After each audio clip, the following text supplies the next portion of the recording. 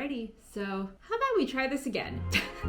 Hi friends! So this is my series where I take you through my marathon training for the Chicago Marathon on October 10th with the goal of breaking 3:48.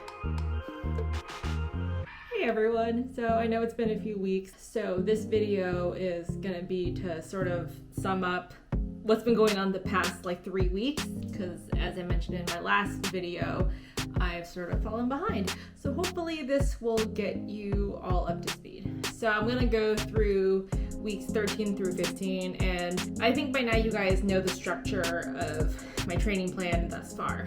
I'm gonna put all of my mileages down in the comments, and I'm gonna order it by week. I'm just gonna try and do a highlight reel of the past 3 weeks. So week 13 was July 26th through August 1st, and I think one of the main things for week 13 was just thinking of the word drive, because at this point Gavin, he had updated my training plan with some new paces for me to hit to help me get ready for my half marathon. And in the messages he said, drive. During the VO2 max sessions and the critical speed interval during the volume progression, all I could think of was the word drive. Pretty interesting week with the paces that he had set. So 60.82 miles on the week. Not too bad. Week 14 was August 2nd through August 8th. And so for that week, at this point, mentally, I was just getting kind of exhausted because this was the second of 3 pretty intense weeks of training, and I was just getting mentally and physically drained at that point, and I was just trying everything in my power to just keep going through the workouts because I knew that all of this hard work was going to lead to a successful half marathon, hopefully. I don't know, I'm going to find out because my half marathon is on the 28th and it's August 15th, so less than 2 weeks away. So I found out that the secret thing to be able to finish Monday Night Miles with my friends is to actually do 3 miles beforehand, which kind of makes sense because on the workout itself, it's scheduled to be 8.1 or something along those lines. And if I do 3 beforehand, 3 plus 5 is 8. So there you go. The VO2 max interval, it was the same target pace as last time, but I definitely did not eat enough beforehand, and definitely showed in my workout because I didn't hit the target pace for all of my intervals, and that's been something that's been kind of a struggle for me for this week, because I wouldn't say I'm a total perfectionist, but I do say that I am very ambitious and I set a lot of goals for myself, or I try and meet the goals that are set for me, whether it's by Gavin or by myself, and when I don't hit them, I tend to be pretty hard on myself. That had happened a couple of times this week, which was kind of disheartening. And so for Thursday, I had noticed that Gavin, he had dropped the pace for the critical speed session. It's not impossible for me to do, but it was definitely an adjustment for my body. And the problem for the critical speed session this week was apparently I wore the wrong type of sports bra because it kept sort of riding up, and that kept distracting me from giving my best effort into the workout, and it showed.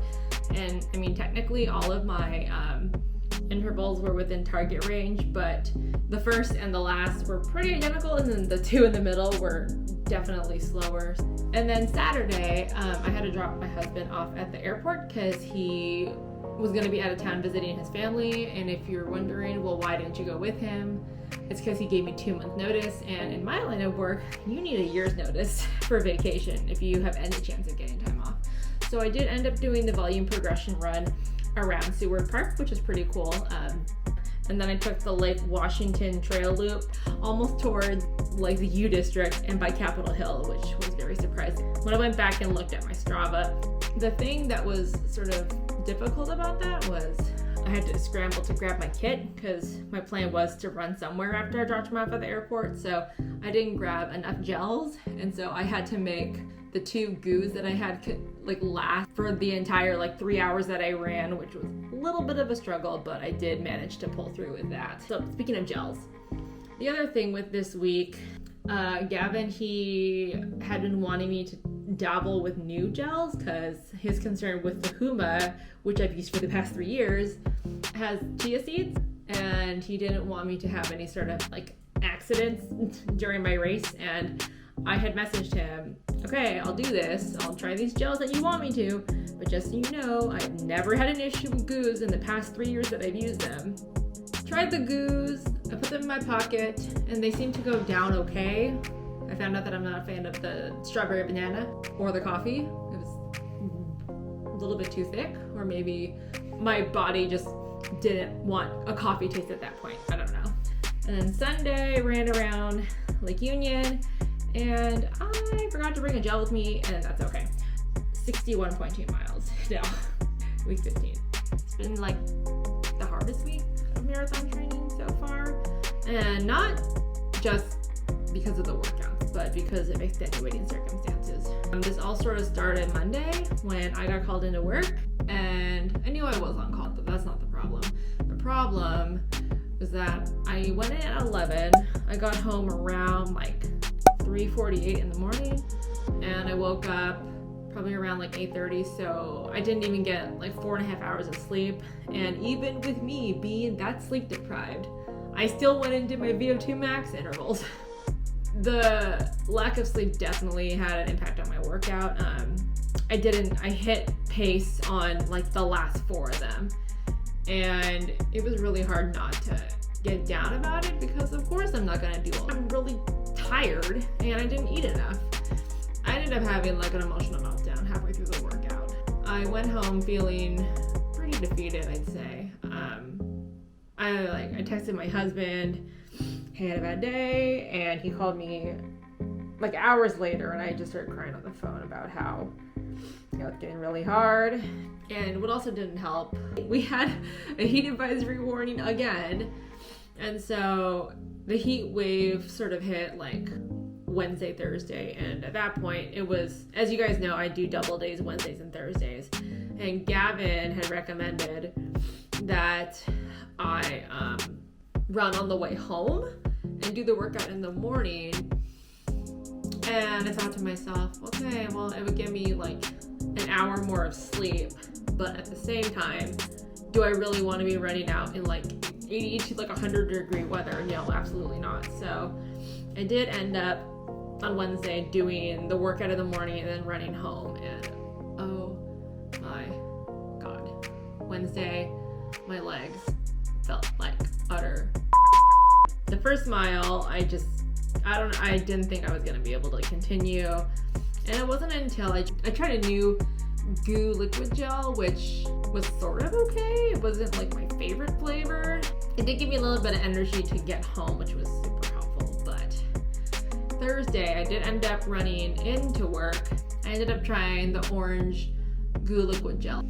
The flavor was okay, but did not sit well on my stomach, and I almost vomited on the trail on the way to work, which is not ideal. That session, I mean, could have gone better, but I got it done. And then Saturday was a tough one. I started crying here, sorry. Saturday, I had to do another volume progression run, and the first 11, I felt pretty okay, but by the time I got to the critical speed session part of the workout, I was on Lake Union, and so I caught the downhill on the first interval, and that felt great. And then it's kind of hard to regain speed on the second interval. And on the second interval, like, I kept looking at my watch and it kept dragging on, and I was just getting more frustrated because I was trying to turn over my legs as fast as I possibly could, and my watch kept beeping at me, hey, you're going too slow, and I was getting really frustrated. And I started crying again, like, after the second interval, and I had to stop and take a break for probably a good like 5 minutes to like regroup. And it was getting hard. It got really dark for me at one point. I did manage to get my act together for the last interval. I had to slam down a goo gel. That seemed to go down okay, but honestly, I just felt like defeated after that session. And normally I would get like the runner's high, but it didn't happen. I ended up coming home, I started crying again because I didn't know what else to do. And then today, which is Sunday, it's August 15th as I'm filming this, I went out for my run. I had put it off until like the afternoon because I wanted to give my body time to recover. I had a meal prep and And I started out doing my warm-up and my dynamic stretches and turned to the main session, and it's an hour and 25 minutes. And kid you not, oh god, I almost started crying again. This is sort of a recurring trend for week 15, as you can see. It's been probably the first half of the run just being like, oh god, I hate this. Why am I doing all this training? This is no fun. And I was just not having a good time, as one would say. I had to really like get out of my head and sort of be able to push through like all those negative thoughts. And I did end up really having fun on the last part of the run, because I felt like letting the music sort of wash over me and push all those negative thoughts out really helped. Thank you, One Direction. And I tell you guys, I had like the biggest runner's high when I was done with that main session. That was what I really needed, because these past 3 weeks have been really hard, and I didn't think I was going to mention this in the video, but I guess I'll mention it now.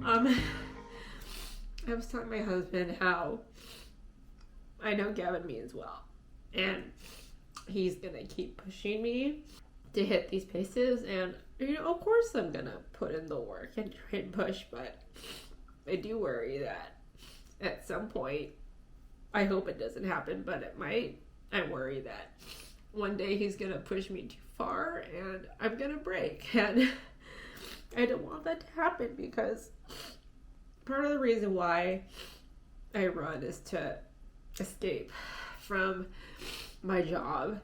Not that I don't love my job, because my job is to serve others, and that's what my calling is. But running is the one time I get to be selfish and take care of myself. And sometimes I wonder, really, why am I doing this? I think it's to give myself like a sense of fulfillment that I don't get at my job. And I'm only doing this for myself. I'm not doing this for anyone else. But when I'm putting in like all this hard work, it makes me wonder, like, what is the end result gonna be? Sorry. I thought I wasn't gonna cry in this video, but I did.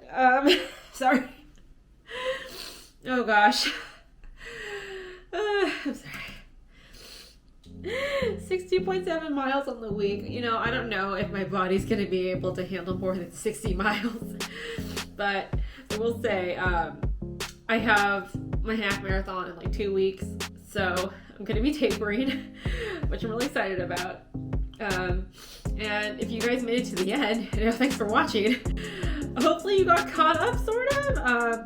You guys can follow me on Strava, because I'm a lot more unfiltered on there than on here.